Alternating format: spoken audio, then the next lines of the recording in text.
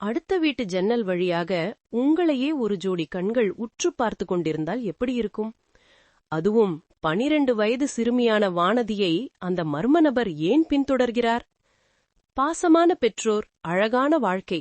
ஆனால் ஒரு நள்ளிரவு வானதியின் வாழ்க்கையையே தலைகீழாக மாற்றப் போகிறது. இது காக்கிச்சூளுரை. தமிழ் கதையுலகம் பெருமையுடன் வழங்கும் எழுத்தாளர் அனு விக்னேஸ்வரி அவர்களின் கைவண்ணத்தில் உருவான ஒரு உணர்ச்சிகரமான த்ரில்லர் நாவல். வாங்க கதைக்குள்ள போகலாம். அந்த மாலை நேரத்து வெயில் மெல்ல தணிந்து வானம் செந்நிற குழம்பாக காட்சியளித்தது. சந்துருவின் வீட்டின் மொட்டை மாடியில் ஒருவிதமான நிசப்தம் நிலவியது. கீழே வரவேற்பறையில் உறவினர்களின் சிரிப்புச் சத்தமும் காஃபி கோப்பைகள் தட்டில் மோதும் ஓசையும் மெலிதாக கேட்டுக்கொண்டிருந்தன. வானதி மொட்டை மாடியின் கைப்பிடிச்சுவரை பிடித்தபடி தூரத்தில் மறையும் சூரியனை பார்த்து கொண்டிருந்தாள். அவள் அணிந்திருந்த சந்தன நில பட்டு சேலையின் நுனி காற்றில் அலைபாய்ந்தது. அவள் முகம் அமைதியாக இருந்தாலும் கண்கள் ஏதோ ஒரு ஆழமான கடலை பிரதிபலிப்பது போல இருந்தன. சந்தனு அவளுக்கு சற்று தள்ளி நின்றான். அவனது உயரமான தோற்றம் அவன் ஒரு சீருடை பணியாளர் என்பதை சொல்லாமல் சொன்னது. அவனது கண்கள் வானதியையே ஆராய்ந்து கொண்டிருந்தன. வானதி, உன்கிட்ட ஒன்னு கேட்கணும்னு தோணுச்சு. தப்பா எடுத்துக்க மாட்டியே? ஏன்னா நாம இப்போ ஒரு முக்கியமான முடிவை நோக்கி போய்கிட்டு இருக்கோம். கேளுங்க சந்துரு, மனசுல எதையும் வச்சுக்காதீங்க என்றாள் வானதி. சந்துரு அவள் அருகே வந்து சுவரை சாய்ந்து நின்றான். இப்போ போலீஸ் வேலைன்னா பொண்ணுங்க ஒரு தயக்கத்தோட தான் இருப்பாங்க. ஏன்னா இதுல நேரங்காலம் கிடையாது, எப்போ என்ன நடக்கும்னு தெரியாது.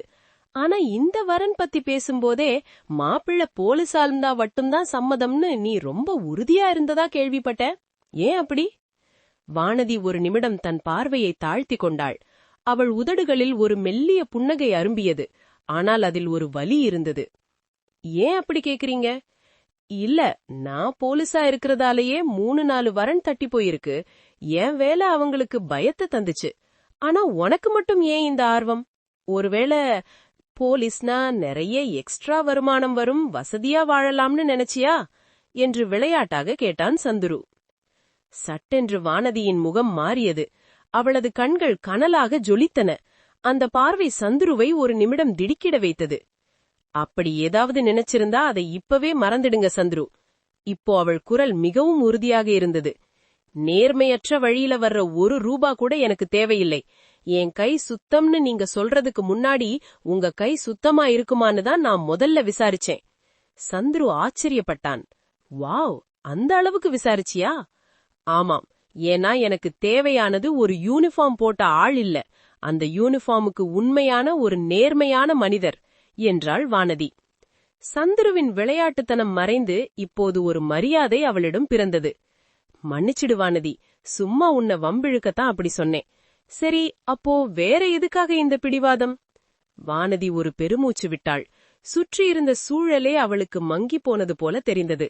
14 ஆண்டுகளுக்கு முன்னால் அவள் அனுபவித்த அந்த நடுக்கம் மீண்டும் அவள் உடம்பில் ஒரு மின்சாரம் போல பாய்ந்தது. என்னோட 12 வயசுல நடந்த ஒரு சம்பவம் தான் என் வாழ்க்கையோட பாதையையே மாற்றுச்சு சந்துரு. அதுவரைக்கும் நான் வேற ஒரு வானதியா இருந்தேன். ஆனா அந்த சம்பவத்துக்கு பிறகுதான் காக்கி உடையோட அருமையும் அதுக்குள்ள இருக்கிற நேர்மையும் எனக்கு புரிந்தது. சந்துருவின் கண்கள் ஆர்வத்தால் விரிந்தன. அப்படி என்ன நடந்தது? சொல்லு, நான் கேட்க தயாரா இருக்கேன். வானதி தன் நினைவுகளை பின்னோக்கி திருப்பினாள். அது ஒரு நீண்ட கதை. அப்போ எனக்கு 12 வயசு முடிஞ்சு 12 வயசு ஆரம்பிச்ச நேரம். நான் என் அம்மா அப்பா கூட ரொம்ப சந்தோஷமா இருந்தேன். ஆனா ஒரு சனிக்கிழமை மதியம் எங்க வீட்டு பக்கத்துல ஒருத்தர் குடி வந்தார். அந்த ஒரு மனிதன் என் உலகத்தையே தலைகீழாக மாற்றினான். வானதி சொல்லத் தொடங்கிய போது மொட்டை மாடியில் மெல்ல இருள் சூழாடத் தொடங்கியது. வானதியின் கண்கள் தூரத்தில் நிலைத்திருந்தன. அவள் பேசத் தொடங்கிய போது அவளது குரல் தற்போதைய காலத்திலிருந்து விலகி 14 ஆண்டுகளுக்கு முன்னால் இருந்த அந்த சிறுமி வானதியின் குரலாக மாறியிருந்தது. சந்துரு, அது ஒரு கோடைக்கால விடுமுறை முடிந்து பள்ளி திறந்திருந்த நேரம். நான் 8ஆம் வகுப்பு படித்துக் கொண்டிருந்தேன். எங்கள் வீடு அப்போது ஒரு அமைதியான புறநகர் பகுதியில் இருந்தது. வீட்டை சுற்றி நிறைய மரங்கள், பரந்த முற்றம் என ஒரு அழகான உலகம். என் அப்பா மாணிக்கம் ஒரு தனியார் நிறுவனத்தில் கணக்காளராக இருந்தார். அம்மா மீனாட்சி ஒரு இல்லத்தரசி. அன்று ஒரு சனிக்கிழமை மதியம். அதுவரை அமைதியாக இருந்த அந்த தெருவில் ஒரு மினி வேன் வந்து நின்றது. வானதி சொல்ல சொல்ல காட்சிகள் விரிந்தன. மினி வேனில் இருந்து பெட்டிகளும் பழைய மரச்சாமான்களும் இறக்கப்பட்டன. வானதியின் வீட்டிற்கு அடுத்ததாக இருந்த அந்த சின்ன வீடு பல மாதங்களாக பூட்டி கிடந்தது. இப்போது அதற்கு ஒரு புது குடிமகன் வந்திருந்தான். சுமார் 35 வயது மதிக்கத்தக்க ஒரு மனிதர். கலைந்த தலைமுடி, தடிமனாக கண்ணாடி, கையில் எப்போதும் ஒரு புத்தகம். பார்த்தால் ஒரு கல்லூரி பேராசிரியர் போல தெரிந்தார். அவர் பெயர் ரவி. அம்மா, பக்கத்து வீட்டுக்கு யாரோ புது அங்கிள் வந்திருக்காங்க என்று சொல்லிக்கொண்டே உள்ளே ஓடினாள் சிறுமி வானதி. மாலையில் அந்த ரவி அங்கிள் கையில் ஒரு இனிப்பு பெட்டியுடன் வானதியின் வீட்டு வாசலில் வந்து நின்றார். வணக்கம்ங்க, என் பேர் ரவி. நான் ஒரு சமூகவியல் ஆராய்ச்சியாளர். ஒரு ப்ராஜெக்ட் விஷயமாக இங்க 6 மாசம் தங்க போறேன். நான் தனிக்கட்டதான், ஏதாவது உதவி தேவைப்பட்டா கேளுங்க என்று மிகவும் பவ்யமாக பேசினார். வானதியின் பெற்றோர் பொதுவாக யாரிடமும் அதிகம் ஒட்ட மாட்டார்கள். ஆனால் ரவி அங்கிளின் அந்த பணிவான பேச்சு அவர்களை சீக்கிரம் கவர்ந்துவிட்டது. சில நாட்களிலேயே அவர் அந்த வீட்டின் ஒரு அங்கமாக மாறிவிட்டார். அவ்வப்போது அம்மாவிடம் சமையல் குறிப்புகள் கேட்பார், அப்பாவிடம் நாட்டு நடப்புகளை பேசுவார். ஆனால் வானதிக்கு மட்டும் ஏதோ ஒன்று அரிக்கத் தொடங்கியது. முதலில் அது ஒரு தற்செயலான விஷயமாகத்தான் அவளுக்கு தோன்றியது. அன்று மாலை வானதி பள்ளியிலிருந்து சைக்கிளில் வந்து கொண்டிருந்தாள். தெரு முனையில் இருக்கும் அரச மரத்தை தாண்டும்போது யாரோ தன்னை கவனிப்பது போன்ற ஒரு உள்ளுணர்வு. சட்டென்று திரும்பி பார்த்தாள். சாலையோரம் இருந்த ஒரு கடையின் பின்னால் ரவி அங்கிள் நின்று கொண்டிருந்தார். கையில் ஒரு கேமரா இருந்தது. வானதி பார்த்த அடுத்த வினாடி அவர் எதையோ படம் பிடிப்பது போல பாசாங்கம் செய்துவிட்டு நகர்ந்து விட்டார். ஏன் இந்த அங்கிள் இங்கே நிற்கிறார்? வானதிக்கு குழப்பமாக இருந்தது. அடுத்த நாள் அதிகாலை வானதி வாசலில் கோலம் போட்டுக் கொண்டிருந்தாள். அந்த பனிமூட்டத்தில் பக்கத்து வீட்டு ஜன்னல் திரை லேசாக விலகியிருந்தது. அந்த திரைக்கு பின்னாலிருந்து 2 கண்கள் இவளையே உற்று பார்த்து கொண்டிருப்பதை அவள் கவனித்தாள். அவள் நிமிர்ந்து பார்த்ததும் மின்னல் வேகத்தில் அந்த திரை மூடப்பட்டது. அந்த பார்வை, அது ஒரு சாதாரண அண்டை வீட்டுக்காரரின் பார்வை அல்ல. அது ஒரு வேட்டைக்காரன் தன் இரையை நோட்டமிடும் பார்வை போல இருந்தது. நாட்கள் செல்ல செல்ல அந்த மர்மம் இன்னும் அடர்த்தியானது. வானதி எங்கு சென்றாலும் அந்த நிழல் அவளை பின்தொடர்ந்தது. ஒரு நாள் மாலை வானதி தன் தோழியுடன் டியூஷன் முடிந்து வந்து கொண்டிருந்தாள். ரவி அங்கிள் தன் பழைய ஸ்கூட்டரில் இவர்களை கடந்து சென்றார். கடக்கும்போது அவர் வேகம் குறைந்து வானதியின் முகத்தையே உற்று பார்த்தார். அவருடைய முகத்திலிருந்த அந்த மென்மையான சிரிப்பு மறைந்து ஒரு விகாரமான இறுக்கம் தெரிந்தது. அன்று இரவு வானதிக்கு தூக்கமே வரவில்லை. தன் அறையின் ஜன்னல் வழியாக பக்கத்து வீட்டை பார்த்தாள். ரவி அங்கிளின் அறையில் விளக்கு எரிந்து கொண்டிருந்தது. ஜன்னல் கம்பிகளுக்கு பின்னால் அவர் ஏதோ ஒரு வேலையில் மும்மரமாக இருந்தார். வானதிக்கு சிறுவயதிலிருந்தே துப்பறியும் கதைகள் என்றால் பித்தம். அவளிடம் ஒரு பழைய பைனாகுலர் இருந்தது. ஆர்வக்கோளாலிலும் ஒருவித பயத்திலும் அந்த பைனாகுலரை எடுத்து தன் கண்களில் பொருத்தினாள். லென்ஸை அட்ஜஸ்ட் செய்து ரவி அங்கிளின் அறையை நோக்கினாள். அங்கே அவள் பார்த்த காட்சி அவளது இதய துடிப்பையே நிறுத்திவிட்டது. அந்த அறையின் ஒரு சுவரில் பெரிய சார்ட் பேப்பர்கள் ஒட்டப்பட்டிருந்தன. அதில் வானதியின் புகைப்படங்கள் வரிசையாக இருந்தன. அவள் சைக்கிள் ஓட்டுவது, தோழியுடன் சிரிப்பது, வாசலில் கோலம் போடுவது என ஒவ்வொன்றும் ரகசியமாக எடுக்கப்பட்டிருந்தன. அதற்கும் மேலாக அவளது புகைப்படங்களுக்கு பிக்கலேயே இன்னும் சில சிறுமிகளின் புகைப்படங்கள் இருந்தன. சில புகைப்படங்களின் மேல் சிவப்பு மையால் எக்ஸ் குறியீடு இடப்பட்டிருந்தது. வானதிக்கு உடல் நடுங்கியது. அவளது தொண்டை வறண்டு போனது. பயத்தில் கத்த வேண்டும் என்று தோன்றியது. ஆனால் குரல் எழவில்லை. அம்மாவிடம் சொல்லலாமா? இல்ல. அம்மா அவரை ஒரு நல்லவர் என்று நம்புகிறாள். அப்பாவிடம் சொன்னால் அவர் ஆத்திரப்படுவார். இந்த ஆள் ஒரு சைக்கோவா? குழந்தைகளை கடத்துகிறவனா? இல்லை அவர்களை கொலை செய்பவனா? என 1000 கேள்விகள் அவளது பிஞ்சு மனத்தை குடைந்தன. பைனாகுலர் வையாக தொடர்ந்து பார்க்கும்போது ரவி அங்கிள் ஒரு புகைப்படத்தை எடுத்து தடவி பார்த்து கொண்டிருந்தார். அது வானதியின் புகைப்படம்தான். அவருடைய முகத்திலிருந்த அந்த பேய்த்தனமான சிரிப்பு வானதிக்கு மரண பயத்தை காட்டியது. அப்போதுதான் அவள் கவனித்தாள். அந்த மேஜையின் மேல் ஒரு கத்தியும் சில மருந்து குப்பிகளும் இருந்தன. சந்துரு, அன்னைக்கு அந்த பைனாகுலர் வழியா நான் பார்த்தது ஒரு மனுஷனை இல்ல, ஒரு மிருகத்தை. அந்த நிமிஷத்திலிருந்து என் வீடே எனக்கு ஒரு சிறைச்சாலையா மாறிடுச்சு. அந்த நள்ளிரவு நேரத்துல நான் அடுத்து பார்த்த விஷயம் இன்னும் கொடூரமானது என்று கூறி வானதி அமைதியானாள். சந்துரு அவளது கதையில் முழுவதுமாக மூழ்கி போயிருந்தான். அப்புறம் என்னாச்சு வானதி? அந்த நள்ளிரவில் அவர் என்ன பண்ணார்? வானதி ஒரு நீண்ட பெருமூச்சு விட்டாள். வானதி மொட்டை மாடியின் கைப்பிடிச்சுவரை இறுக்கமாக பிடித்துக் கொண்டாள். அந்த நள்ளிரவு நினைவுகள் அவளை இன்னும் அச்சுறுத்திக் கொண்டிருந்தன. சந்துரு, அந்த அங்கிள் ரூம்ல என் போட்டோக்களை பார்த்ததுமே எனக்கு கை கால்லாம் நடுங்க ஆரம்பிச்சிடுச்சு. என்ன பண்றதுனே தெரியல. கத்தலாம்னு தோணுச்சு. ஆனா பயத்துல தொண்டை அடைச்சிடுச்சு. சத்தமே இல்லாம பைனாகுலரை வச்சுட்டு அப்படியே பெட்ல வந்து படுத்துட்டேன். ஆனா கண்ண மூடுனா அந்த போட்டோக்கள் தான் ஞாபகத்துக்கு வந்துச்சு. வானதி சொல்ல சொல்ல அவள் குரலில் நடுக்கம் தெரிந்தது. அன்று இரவு சுமார் 2 மணி இருக்கும். ஊரே அடங்கி போய் நிசப்தமாக இருந்தது. தெரு நாய்கள் கூட குறைக்காமல் அமைதியாக இருந்த அந்த நேரத்தில் வானதியின் வீட்டின் பின்புறம் ஏதோ ஒரு சத்தம் கேட்டது. சலசலவென்று பிளாஸ்டிக் கவர் உராய்வது போன்ற சத்தம். வானதி திடுக்கென்று எழுந்தாள். மெல்ல ஜன்னல் திரையை விலக்கி பார்த்தாள். நிலவொளியில் ஒரு உருவம் தெரிந்தது. அது ரவி அங்கிள் தான். அவர் கையில் ஒரு டார்ச் லைட் இருந்தது. அந்த வெளிச்சத்தை தரையை பார்த்து அடித்துக் கொண்டிருந்தார். வானதியின் வீட்டின் பின்புறம் இருந்த குப்பை தொட்டிக்கு அருகே மண்டியிட்டு அமர்ந்திருந்தார். இந்த நேரத்துல இங்க என்ன பண்றாரு? வானதிக்கு திக்கென்றிருந்தது. அவர் குப்பை தொட்டியை தோண்டி உள்ளே இருந்த கவர்களை ஒவ்வொன்றாக வெளியே எடுத்து பார்த்து கொண்டிருந்தார். திடீரென்று ஒரு கவரை பிரித்து அதற்குள் இருந்த எதையோ எடுத்து தன் ஷட்டையின் பாக்கெட்டில் போட்டுக்கொண்டார். அது வானதி அன்று பயன்படுத்திவிட்டு தூக்கி போட்ட நாப்கின். அதை பார்த்ததும் வானதிக்கு அருவருப்பிலும் பயத்திலும் வாந்தி வருவது போல இருந்தது. ச்சே, எவ்வளவு கேவலமான புத்தி! வானதிக்கு அன்று இரவு ஒரு நிமிடம் கூட தூக்கம் வரவில்லை. விடிந்ததும் யாரிடமாவது சொல்லிவிட வேண்டும் என்று முடிவு செய்தாள். விடியற்காலை 5 மணி.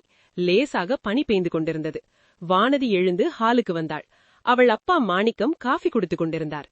என்னம்மா அதுக்குள்ள எழுந்துட்ட? இன்னைக்கு லீவு தானே என்று கேட்டார் அப்பா. அப்பா, நான் உங்ககிட்ட ஒரு முக்கியமான விஷயம் சொல்லணும்பா.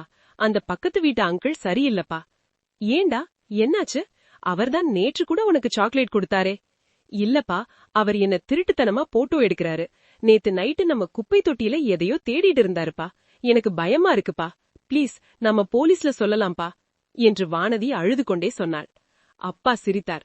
போடா லூசு, அவர் பெரிய படிப்பாளி. ஏதோ ஆராய்ச்சி பண்றேன்னு சொன்னார்ல, அதான் ஏதோ பேப்பர் தேடி இருப்பாரு. நீ தேவையில்லாம ஏதாவது கற்பனை பண்ணிக்காத. அம்மாவும் அங்கே வந்தாள். ஆமா வானதி, சின்ன பிள்ளை மாதிரி பேசாத. அவர் எவ்வளவு மரியாதையா பேசுறாரு. அவர் மேல போய் தப்பு சொல்லலாமா? வானதிக்கு தன் பெற்றோரின் அலட்சியம் ஆத்திரத்தை தந்தது. நீங்க நம்பலனா விடுங்க, ஆனா எனக்கு தெரியும் அவர் கெட்டவர்னு என்று சொல்லிவிட்டு தன் அறைக்கு சென்று கதவை பூட்டிக் கொண்டாள். அடுத்த அரை மணி நேரத்தில் தெருவே அதிரும்படி ஒரு சத்தம் கேட்டது. வூ வூ வூ. போலீஸ் சைரன் சத்தம். வானதி ஜன்னல் வழியாக பார்த்தாள். 2 வெள்ளை நிற போலீஸ் ஜீப்புகள் அவள் வீட்டு வாசலில் வந்து நின்றன. சுமார் 10 போலீஸ்காரர்கள் கையில் லத்தியுடன் இறங்கினார்கள். அம்மா, போலீஸ் வந்திருக்காங்க. நான் சொன்னேன்ல, அந்த அங்கிளை பிடிக்கதான் வந்திருக்காங்க என்று வானதி உற்சாகத்துடன் கத்திக்கொண்டே வாசலுக்கு வந்தாள். ஆனால் அங்கே அவள் கண்ட காட்சி அவளை உறைய வைத்தது. இன்ஸ்பெக்டர் நேராக வந்து அவள் அப்பாவின் சட்டையை பிடித்தார். மாணிக்கம், உன் ஆட்டம் முடிஞ்சது. ஒழுங்கா ஜீப்ல ஏறு என்று அதட்டினார் இன்ஸ்பெக்டர். சார், என்ன சார் சொல்றீங்க? நான் என்ன தப்பு பண்ணுனேன் என்று நடுங்கிக் கொண்டே கேட்டார் அப்பா. அம்மா போலீஸ்காரர்களின் காலில் விழுந்து கதறினாள். ஐயா, என் புருஷன் ஒன்னும் தெரியாதவருங்க, எங்களை விட்டுருங்க. வானதிக்கு ஒண்ணுமே புரியல. அப்பா, அம்மா, ஏன் போலீஸ் இவங்களை பிடிக்கிறாங்க? அப்போது கூட்டத்திற்கு நடுவில் இருந்த அந்த ரவி அங்கிள் வெளியே வந்தார். அவர் முகத்தில் இருந்த அந்த பேராசிரியர் வேடம் இப்போது இல்லை. ஒரு விதமான கம்பீரம் தெரிந்தது. வானதி கோபத்தில் அவர் முன்னால் போய் நின்றாள். நீங்க தானே என் அப்பா அம்மாவை மாட்டி விட்டீங்க. நீங்க ஒரு திருடன், சைக்கோ. நான் எல்லாத்தையும் பார்த்தேன். நீங்க என் போட்டோவை ஏன் எடுத்தீங்க? என் குப்பையை ஏன் எடுத்தீங்க? நீங்க தான் ஜெயிலுக்கு போகணும் என்று ஆக்ரோசமாக கத்தினாள் வானதி. ரவி அங்கிள் அமைதியாக வானதியை பார்த்தார். மெல்ல அவர் அருகே வந்து குனிந்தார். வானதி, நான் சொல்றத கொஞ்சம் அமைதியா கேளு என்றார் ரவி அங்கிள். அவருடைய குரல் இப்போது ஒரு பெண்ணின் குரலாக மாறியது. சந்துரு அதிர்ச்சியில், வாட், வாய்ஸ் மாறிடுச்சா என்று கேட்டான். வானதி சொன்னாள். ஆமாம் சந்துரு, அவர் தன் தலையிலிருந்த விக்கை அப்படியே கழற்றினார். அப்புறம் அந்த போலி மீசையையும் பிச்சு கழற்றினார். உள்ளே இருந்து ஒரு அழகான பெண் போலீஸ் முகம் தெரிந்தது. வானதி அந்த பெண் போலீஸை பார்த்து பேய் அறைந்தது போல நின்றாள். வானதி, என் பேர் சரஸ்வதி. நான் ஒரு அண்டர் கவர் போலீஸ் ஆபீசர். நீ இப்போ அப்பா அம்மான்னு நினைச்சிட்டு இருக்க இந்த 2 பேரும் உன்னை கடத்திட்டு வந்தவங்க. வானதியின் உலகம் அத்தோடு இருண்டு போனது. வானதி அந்த அதிர்ச்சியிலிருந்து மீள முடியாமல் சில நொடிகள் சிலையாக நின்றாள்.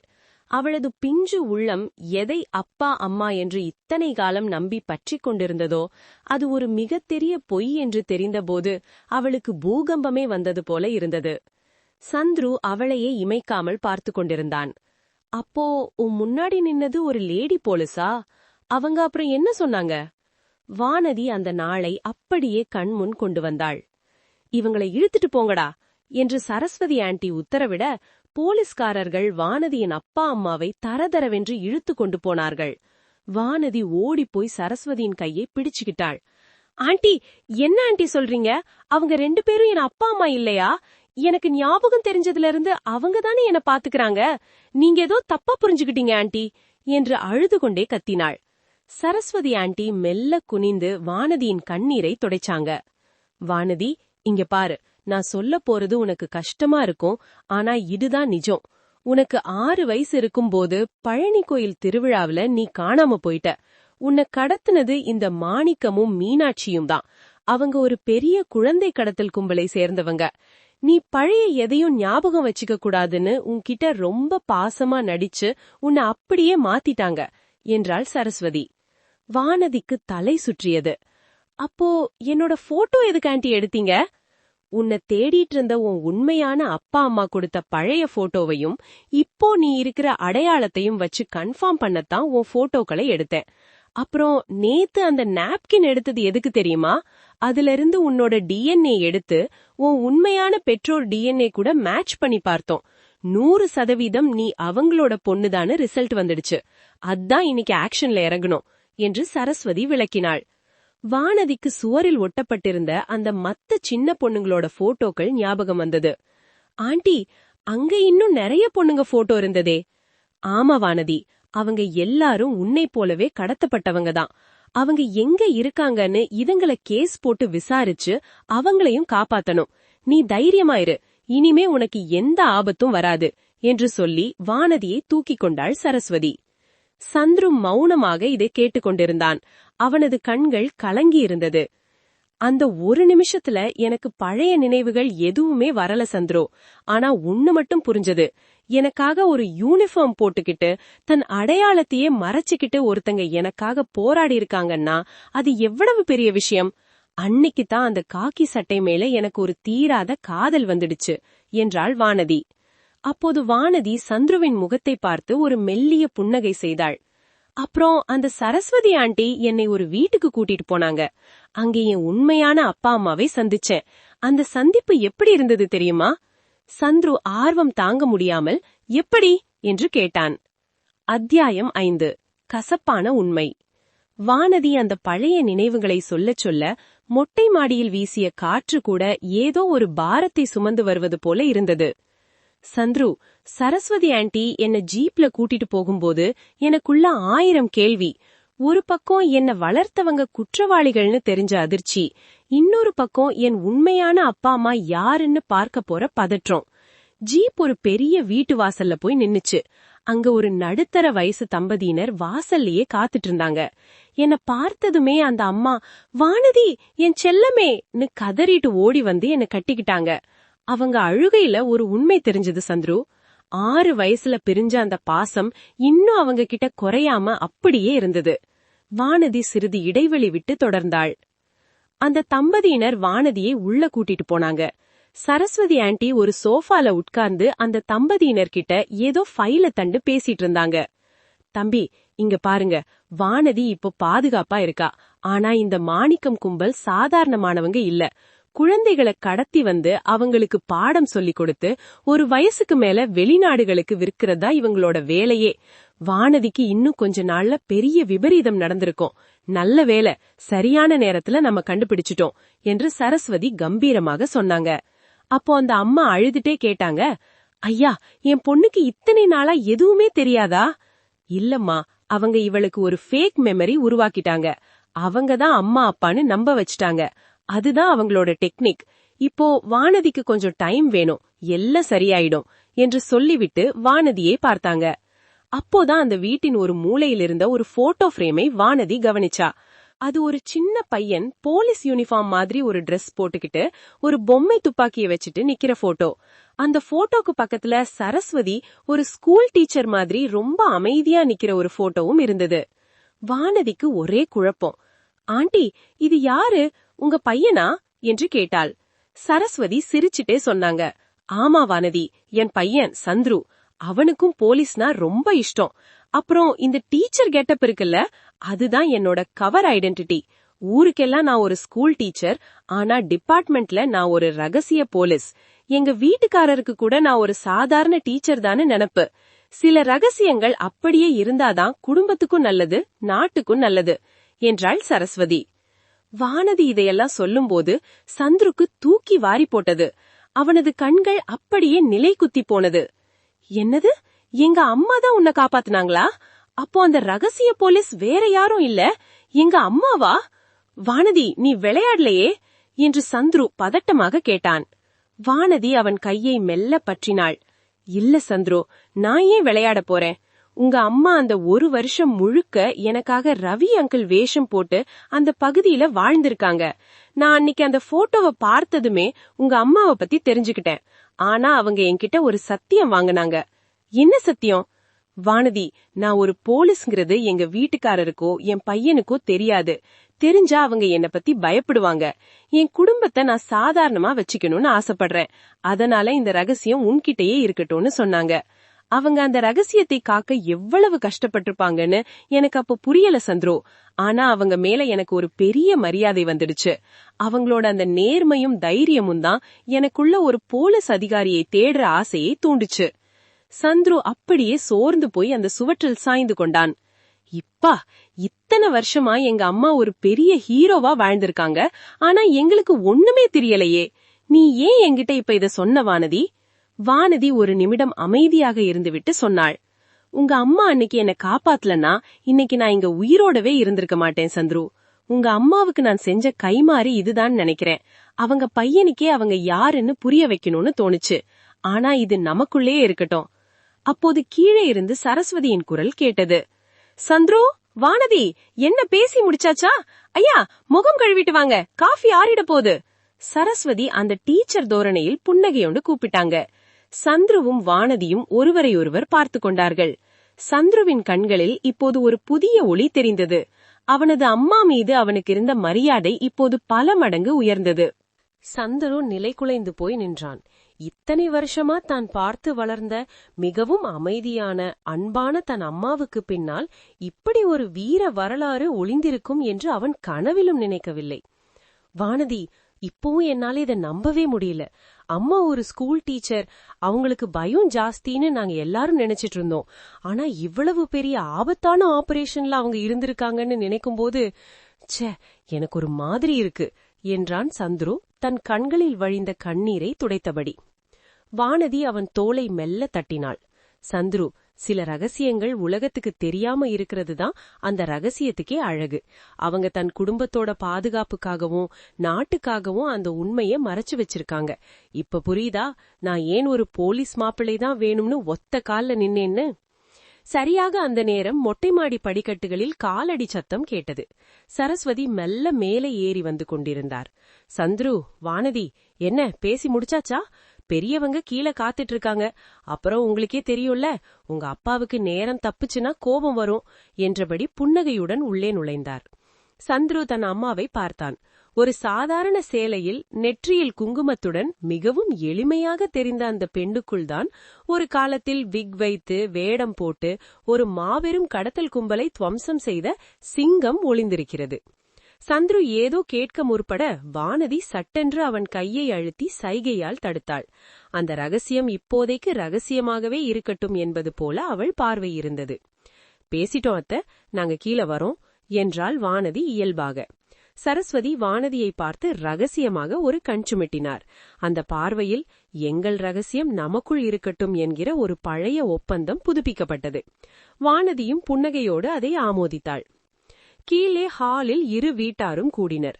தம்பி சந்துரு, பொண்ணு பிடிச்சிருக்கா? ஏதாவது கண்டிஷன் போட்டாளா என்று சந்துருவின் அப்பா உற்சாகமாக கேட்டார். சந்துரு தன் அம்மாவை பார்த்தான். பிறகு வானதியை பார்த்தான். ரொம்ப பிடிச்சிருக்குப்பா. இந்த சம்பந்தம் எனக்கு முழு சம்மதம். இவளை போல ஒரு தைரியமான பொண்ணு என் வாழ்க்கைக்கு தேவைப்பா. அனைவர் முகத்திலும் மகிழ்ச்சி பொங்கியது. தட்டுகளை மாற்றி நிச்சயதார்த்த தேதியை குறித்தனர். உறவினர்கள் அனைவரும் இனிப்புகளை பகிர்ந்து கொள்ள வானதி மட்டும் மெல்ல தள்ளி நின்று சரஸ்வதியின் அருகே சென்றாள். அத்தை, நான் அவர்கிட்ட எல்லாத்தையும் சொல்லிட்டேன். ஆனா மத்த யாருக்கும் தெரியாது. உங்க ரகசியம் எங்கிட்டையும் சந்துரு கிட்டையும் பத்திரமா இருக்கும் என்று மெல்லிய குரலில் கூறினாள். சரஸ்வதி வானதியின் கைகளை பற்றி கொண்டார். அன்னைக்கு அந்த 12 வயசு பொண்ணோட கண்ணுல பார்த்த அதே ஒரு மினுமினுப்பு இன்னைக்கும் உன் கண்ணுல இருக்கு வானதி. சந்துரு ஒரு நேர்மையான போலீஸ் அதிகாரி. ஆனா அவனுக்கு ஒரு நல்ல துணை வேணும்னு நான் நினைச்சேன். உன்னை விட சிறந்த துணை அவனுக்கு கிடைக்காது. இனிமே இந்த வீட்டை நீதான் கவனிச்சுக்கணும். ஒரு போலீஸ் அம்மாவா இல்ல, ஒரு சாதாரண மாமியாரா கேக்குறேன் என்று நெகிழ்ச்சியுடன் சொன்னார். வானதிக்கு கண்கள் கலங்கின. தன்னை ஒரு காலத்தில் மீட்டெடுத்த அதே கரங்கள் இன்று தன்னை தன் வீட்டு மருமகளாக அணைத்துக் கொள்வதை நினைத்து அவள் மனம் நிறைந்தது. வானதிக்கு தெரிந்த அந்த ரகசியம் சந்துருவுக்கும் தெரிந்தது. ஆனால் சந்துருவின் அப்பாவுக்கோ மற்ற உறவினர்களுக்கோ அது ஒருபோதும் தெரியாது. இனிமேலும் அந்த ரகசியம் வெளியுலகுக்கு தெரியாமல் பார்த்துக் கொள்வதாக தன் வருங்கால மாமியாருக்கு மீண்டும் ஒரு முறை மனதிற்குள் சத்தியம் செய்து கொண்டாள் வானதி. மொட்டை மாடியிலிருந்து பார்த்தபோது தெருவில் எரியும் மின்விளக்குகள் அந்த அமைதியான ஊருக்கு பாதுகாப்பு தருவது போல மின்னின. முற்று பெற்றது.